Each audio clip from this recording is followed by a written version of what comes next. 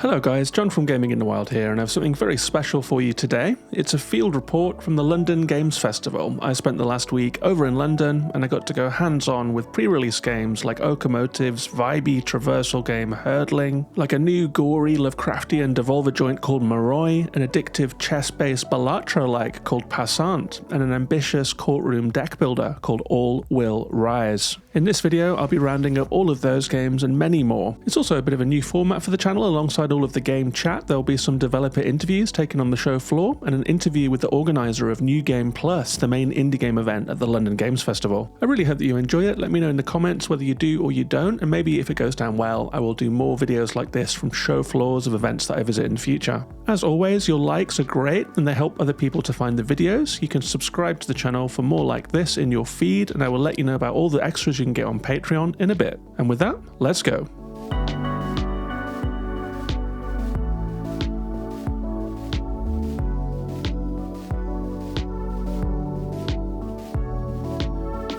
The London Games Festival is a kind of a UK-centric mini PAX. It's distributed between various venues, all run by different organisers, and it offers a packed schedule of meetups, demos, talks, industry stuff, and a few crazy outliers that I'll get into later. But the main event that I'll cover today was the inaugural New Game Plus. This is a traditional show floor type of thing with loads of new games on show. It was held at the London Museum in the Tower Hill financial area of London, and there were all kinds of games on show, from established studios and publishers to small teams and even some solo developers who were there in person showing off their games. Some of the games on show have Steam demos that you can try, but some weren't available to play anywhere, and those were obviously the games that I made a beeline for, as you just can't play them out in the wild. I think it's super fun going to these events, meeting people, hanging out, watching people play, talking to developers, and when the chair is empty, it's finally your turn to hop on and play for a while yourself. You clamp on the headphones, you use a controller or a mouse, there are nice big screens, and all of the games running on fancy water-cooled PCs. Some of the demos are time limited, like Herdling, which was limited to 15 minutes of play, and often the developer will be standing right next to you, helping you along or taking notes for later, so it's just a really fun, bustly, social way to experience new games. It was really exciting to be there.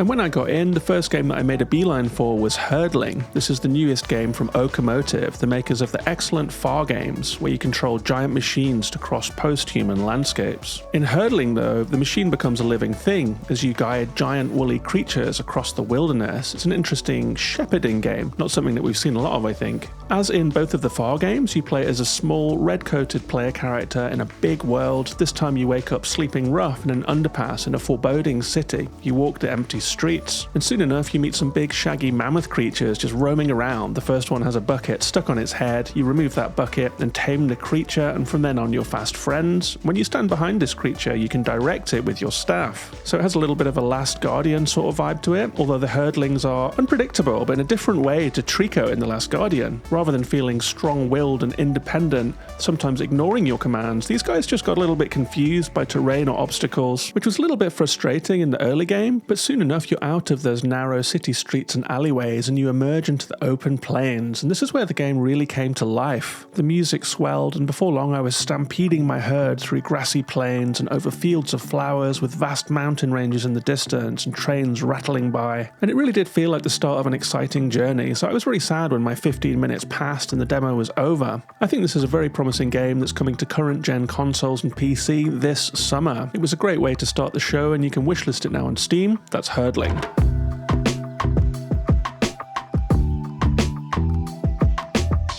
I was also really excited to see the game Will Follow the Light present at New Game Plus. This was the game that I gave my most hype pick in the GDC reveals video earlier this year. Link on the screen right now if you missed that video. And the reason that it caught my eye is that it's a really atmospheric, broody, first-person exploration game, and another entry in the ever-expanding sad dad genre.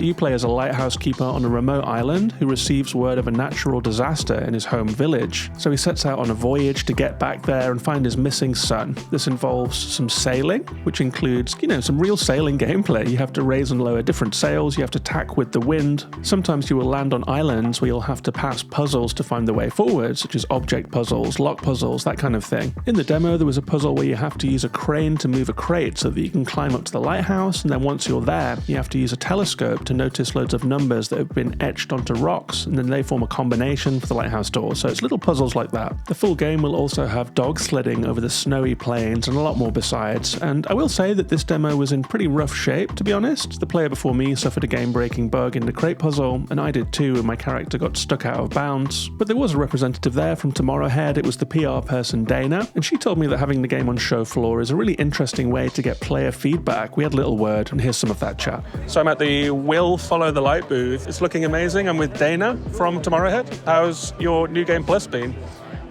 It's been, honestly, it's very crowded, it's very good. We kind of having like a close play test at the moment, if you can say so. We have a very positive feedback at the moment. We have some like things to polish yet because we're still in development, but you know, it's always very great to be like with people around, like see how people are playing your game, and you kind of like gather the feedback and you can work on it afterwards. I already send out a lot of comments to my team from the people who already played. So I can say it's very productive and very cool. A bit tiring, as always, but it's great.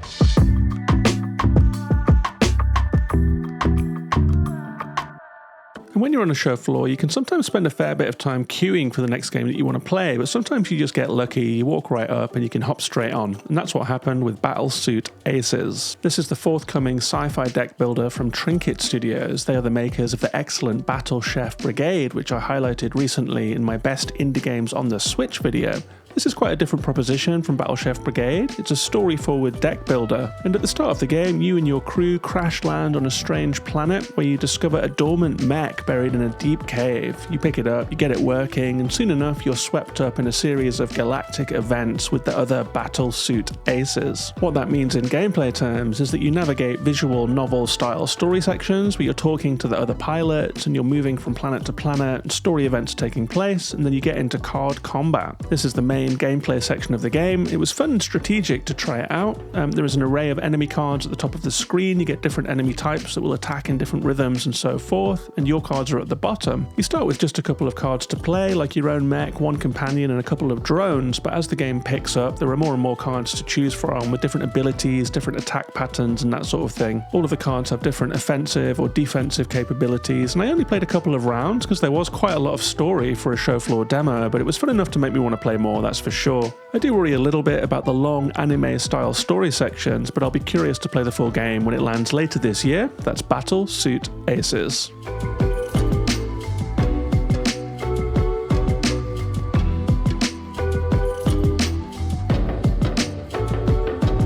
I was also able to hop straight onto Gunboat God, developed by Jansen Rad and published by Fireshine Games, who had a big presence in the show floor. This game was another one of my GDC picks. It's a fast-paced 2D twin-stick shooter in which you control a little boat moving from left to right. You're silhouetted on a black sea. The left stick controls your movement, the right your arc of fire, and you're accompanied by an alligator god who travels with you. There's a fun power-up system, and the more enemies that you kill in quick succession, the higher your gunboat can jump, so there's a little bit of time pressure and traversal as well. You'll sometimes come across blood-gated areas where you have to defeat a certain number of waves to move forwards, and you're always filling up this little meter to open the way forward, to jump over obstacles, to finish the level, and that kind of thing. There are also boss fights, and there's a light story too, but most importantly, the gameplay feels great. The levels are pretty snappy and short, and there's an overworld map that you move through to select the next one. I think this will be a great game to pick up and play on a Steam Deck or something like that. We don't have a release window for this one yet, but the hands-on experience felt very polished and ready to go. I expect this one sooner rather than later. That's Gunboat God.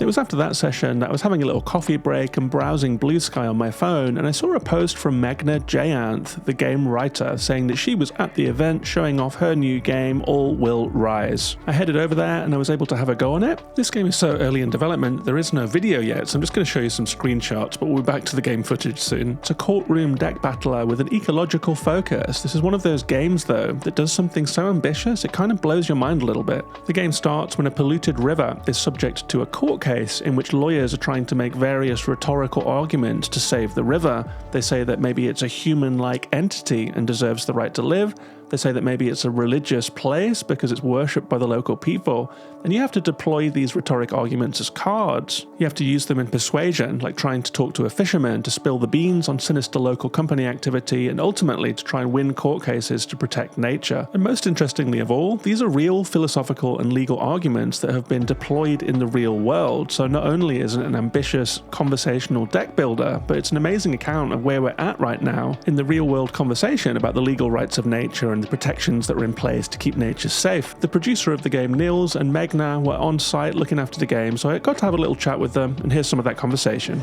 All right, so I'm at All Will Rise, developed by the Speculative Agency, and I'm standing with a couple of the people working on the game now. I have Niels and Megna with me. Hello to both of you. Hi, lovely to meet you. Hello, lovely to meet you.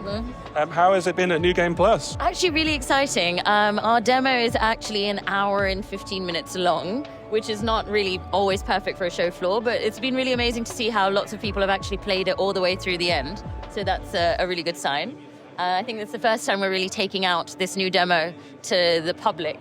So we've been learning a lot in the last couple of days. Right, and have you both been manning the stand, watching people play and seeing how it's going? Yeah, a lot. And we see a lot of good stuff, so people respond very well to the message of the game, to the artwork.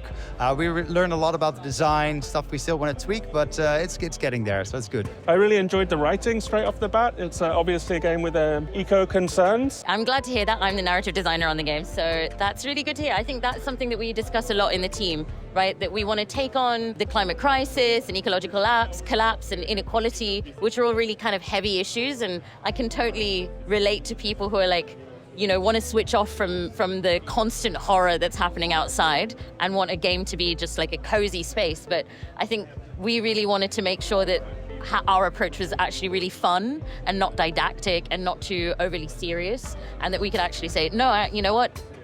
Taking a step into being empowered and into activism is actually really energizing and can be this really joyful experience as well. So that was a really fun demo and a really good conversation with Megna and Niels of All Will Rise, which you can go and wishlist on Steam now and look out for that demo in a future Next Fest. Devolver Digital had a really big booth at New Game Plus 2. They had Shotgun Copman, a game that is out now, I believe, and they had an interesting looking game called Moroi that I hadn't heard of previously. It was a little surprising that I hadn't heard of it, as I do pay attention, and Devolver are pretty good at creating hype usually, but I did sit down to give it a whirl. It's a roughly top-down, twin-stick kind of game, with melee combat, RPG elements and puzzles. It's also an icky, gory, Lovecraft dungeon kind of story to it as well. And as I was playing, the developer Alex started helping me out here and there and giving me prompts, so I had a chat with him as well about the game, and here is some of that conversation. How's it going, Alex, and how has it been showing the game? Weird, nerve-wracking, showing the game. But, you know, it's all fun, and it was great. It was great to show what I did to the public after like 3 years or 5 years maybe. Yeah, it's an interesting game. It's got a good mixture of puzzles and action. It's got a very compelling world, a little bit of sort of gothic violence to it. Is this your taste? It's I don't know. It's made out of maybe like all the things that I like. Maybe I like classic shooters, like the vibe of ketchup everywhere. With a little Tarantino, with a little David Lynch, with a little, this and that. This is Moroi. The demo is available right now. It's on Steam, and the game will be out in 1 month. Wow, it's out in a month. Moroi, Moroi. Check it out. Thank you, Alex. Thank you so much.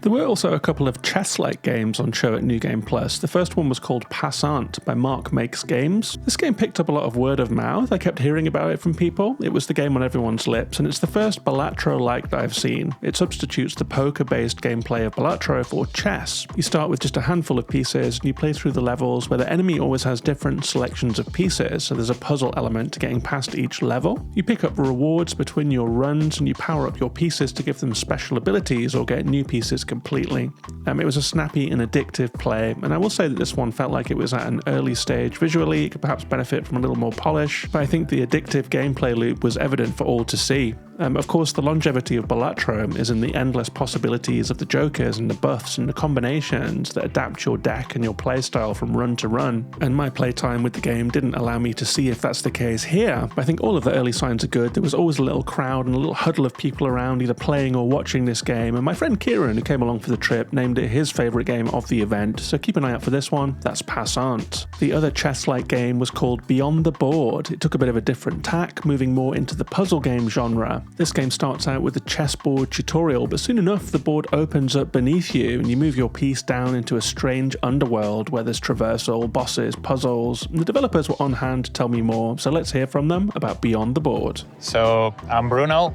and I'm one of the developers of Beyond the Board. And I'm Guilherme. I'm the lead developer of this project. And you've had people play, so you get to watch people playing in real time and see their feedback. It looks like people are enjoying it. How has the process been of watching people play the game? It's always cool to see new people playing the game and getting feedback. We always try to get a new build to show to people, one that we usually haven't tested much, so we get a lot of feedback on new features and stuff. But for people that haven't checked out Beyond the Board, could you give me like a little quick description of it? So we always start with our slogan, which is "This is not a chess game." So although visually it's inspired in chess and even in the movements of the pieces and all that, our game is in its core, it's a puzzle game where you explore this world that transcends or goes beyond the board. Is it on Steam, the demo? I don't think it is, right? No, we have the page public yet, but we'll be releasing the demo publicly with more content, with a post-boss part at the end of May. Okay, well, it's looking great and it's picking up a lot of hype, so congratulations on the progress so far, and I hope you have a great New Game Plus. Okay, thank you. Thanks a lot.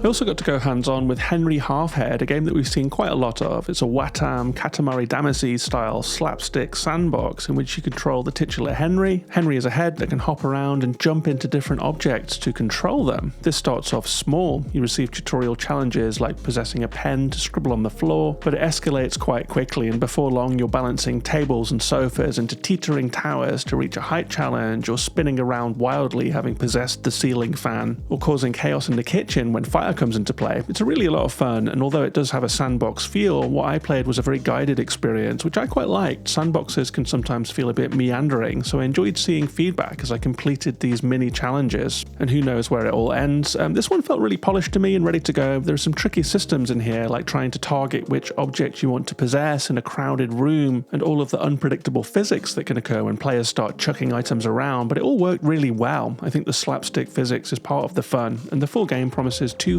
interactable objects, a story mode, local co-op, and a customizable Henry. There is no release date or release window for this one, but it felt pretty close to me. It's coming to Steam and all the consoles. That's Henry Halfhead.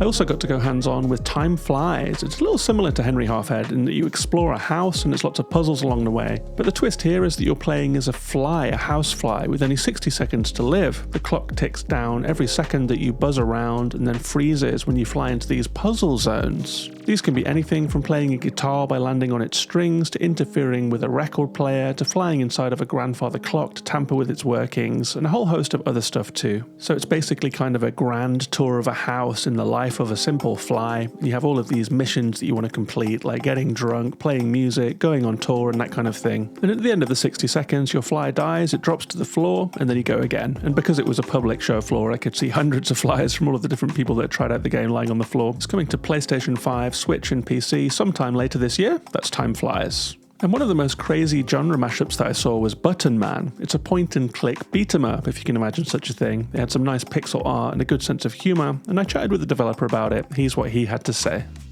Yeah, so we started the game to be a point-and-click, basically homage to King's Quest and all these games I grew up on, and that was my passion to create this kind of feeling in a game.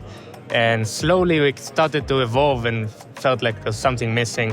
The story was about sort of a mafia kind of deal, and it needed some action. So we added this combat. It's very like a Streets of Rage kind of combat we mashed it up with the point and click and a narrative heavy game. There are choices in the game. You can choose to fight. That has consequences of its own on people, on character, or you can try to find another solution to it. Take the point and click route. Find the item you need or avoid fighting altogether. If that sounds interesting to you, then Button Man has a Steam demo now, maybe one for the Undertale fans. So there's something for the psychos, there's something for the pacifists. Really interesting little game, that one. Check it out. That's Button Man. And finally, I also played a little bit of Vapourwave Pinball. This is a stylish little arcade pinball game with a very cool aesthetic, like Miami Vice meets Tron, with poolside locations and beaches and lots of neon. I ran into the developer and he told me that he had literally just pressed release on the game and it was live on Steam just when I had met him, so it was quite a special moment. Here's what Jamie, the developer of Vaporwave Pinball, had to say. Oh, it's a bit nerve-wracking. It's kind of shaking a little bit. I've shipped games before, but it only once, and it's kind of a bit of a high you never really get to recreate. So it's kind of like being a bit beside yourself, actually. Yeah, so it feels good. It feels good though. It feels good. Well, congratulations. Thank you. The game's been here for a couple of days. As I've walked past, there seem to have been plenty of people playing it. So how has the feedback been for you? I think it's been pretty good. People seem to just kind of like lose themselves in it. When you look at it, you probably know if it's for you or not almost instantly. And it's on Steam. It's out now. So how much is it? It is $3.99 in sterling pounds, and it is $4.99 in US dollars. Well, that is a very good price. So if you've got any love at all in your heart for pinball games, Vaporwave aesthetics, supporting indie developers, go check out Vaporwave Pinball. Thank you very much. Cheers.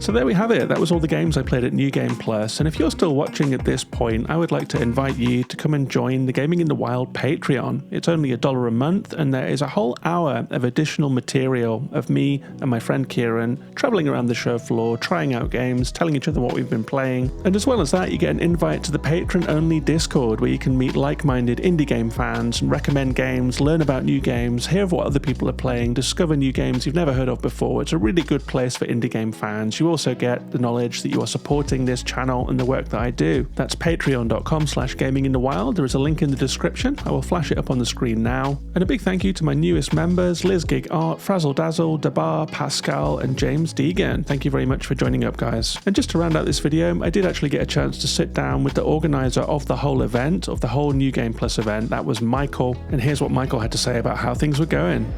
So we're getting towards the end of the day at New Game Plus, and I'm sitting with Michael, who is in charge of the whole show. He's been running around, keeping things rolling, looking after everyone, taking care of some staff, checking people in. But the event has been really, really good, really crowded, good vibes all over, everyone playing games. So hello, how are you feeling right now, Michael? I'm feeling very positive about it, actually. It's New Game Plus was a brand new thing we wanted to do. We knew that the UK games industry and the London game dev scene and all the global developers we speak to needed more showcase moments, and we wanted to build something new, something more curated, and you're always nervous about these things in the run-up. We've done different models of events over the years. They weren't always entirely successful, but we knew you had to do it right, and at the end of day one I feel like we really delivered. And there's 80 different new games, new IPs, not all the franchises you've heard of, fresh stuff, quirky indie stuff, some big budget AAA things. So yeah, I'm feeling really good. Feeling a bit exhausted by it all, but really, really optimistic and positive. Well, your energy seems pretty upbeat considering the day that you've had. And yeah, there is a real variety of games here. When you first walk in, you get some Annapurna stuff, some Devolver stuff, some of the big names people might have heard of. But down in the basement, there are scores of games with little stands and tables, all crowded in together, all kinds of stuff down there, devs of all different levels.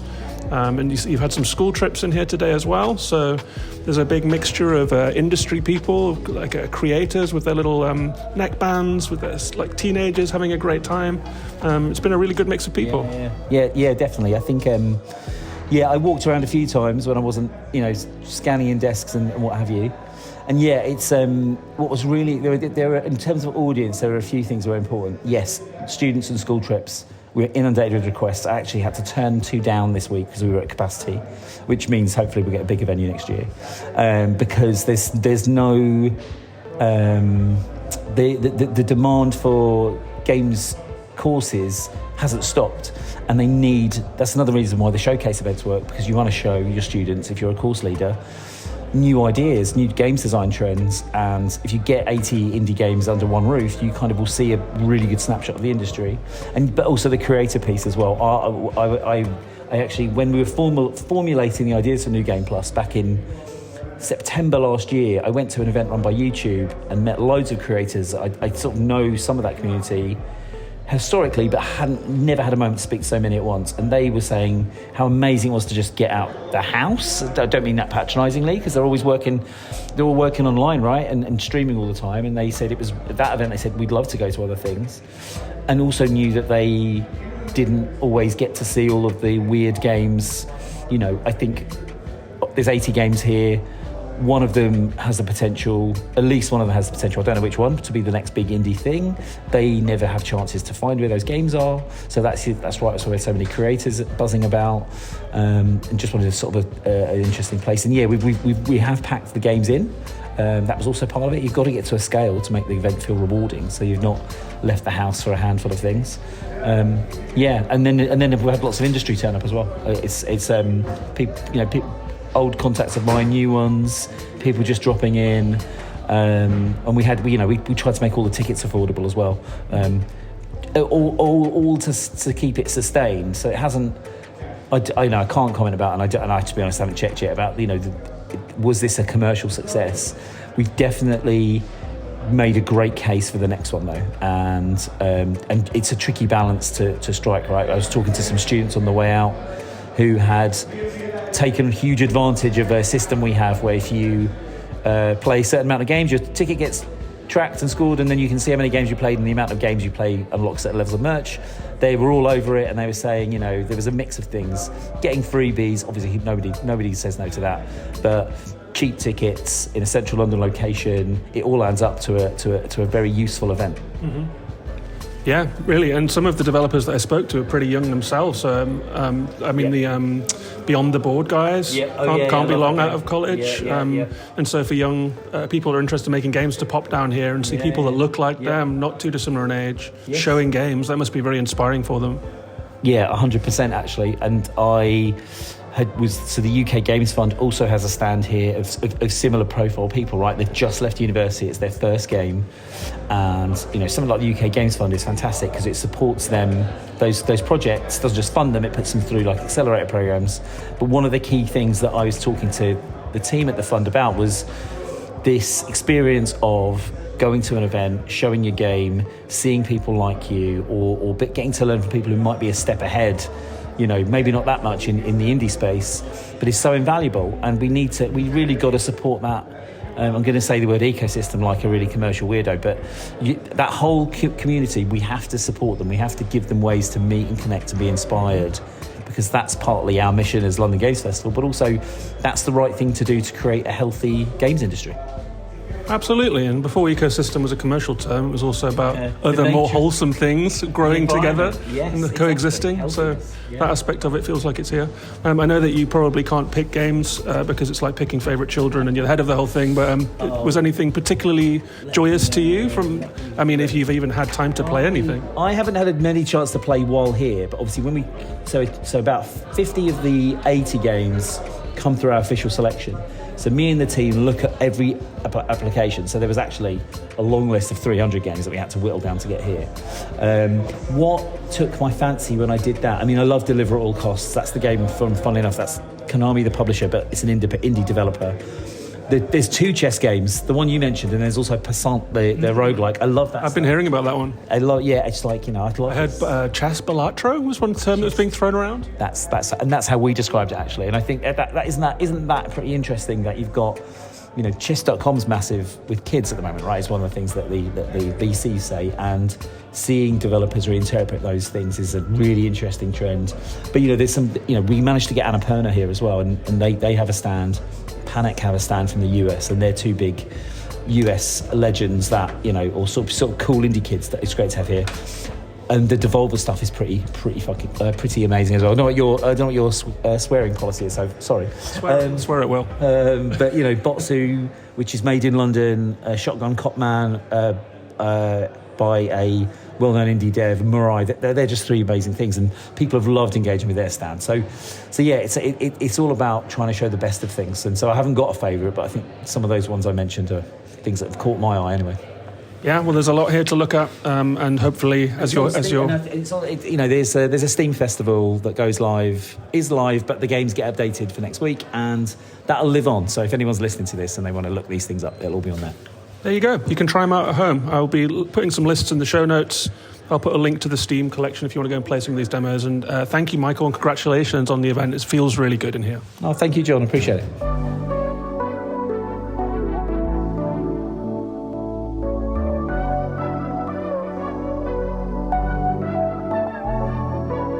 So that was New Game Plus, but there were a couple of satellite events at the London Games Festival too. The BAFTA Awards happened and gave a lot more honour to Astrobot. Thank Goodness You're Here won the Best British Game. There was an event at Trafalgar Square with an outdoor games show. There was a little conference and a game show called Now Play This with some lectures and student games to look at. But most interesting of all was an event called Darkfield. This was a live theatre piece with a choose-your-own-adventure game built into it. It was held in the basement of Shoreditch Town Hall. The players were led into a small arcade room in person. I went along with Kieran. We didn't know what to expect. We didn't know what we were getting ourselves into. But when you first walk in, there are cabinets all around the walls, all marked I Am Milk. They each feature a blank screen, a coin slot, a single button, and a pair of headphones. Players put on the headphones, and then the lights go out.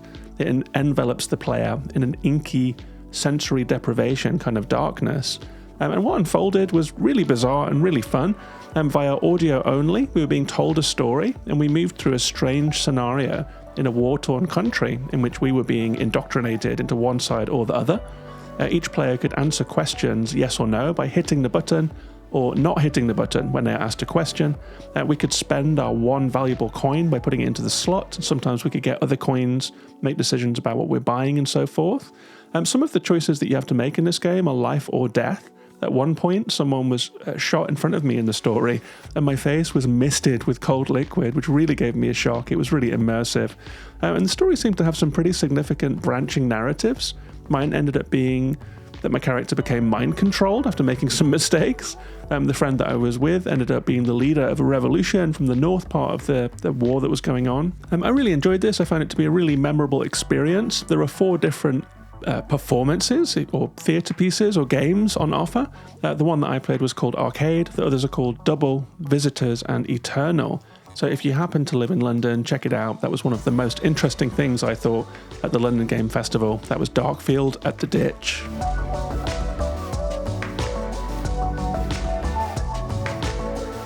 So that's it for this video. Thanks very much for watching all the way to the end. As always, likes and subs are appreciated. I want to say a big thank you to Jenny Dixon for helping me out with getting a wristband, to Michael French for agreeing to be interviewed, all the developers that I spoke to, and Fergus for getting me into the Darkfield event. That's it for this video. Take care of yourselves and each other, and I'll see you on the next one.